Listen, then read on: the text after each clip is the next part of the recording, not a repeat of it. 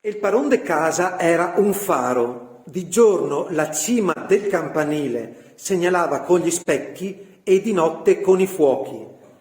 Nel contemporaneo, come si è trasformata questa funzione di ausilio alla navigazione e perché è così importante per lo sviluppo della portualità?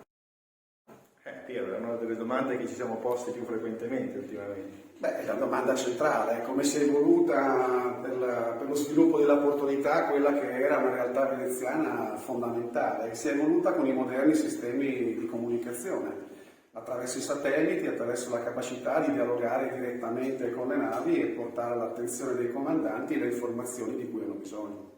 Tra l'altro quello che è la funzione del faro, no? di farsi vedere ma anche di vedere, rientra anche un po' in tutte le nostre esigenze. Tenete conto che il porto di Venezia e tutta l'area di Marghera è un'area che è destinazione di navi che arrivano da tutto il mondo, e quindi l'importanza che noi troviamo nel lavorare insieme, nel trovare gli strumenti ad ausilio della navigazione è diciamo, è simile a quelle che avevano i fari di una volta.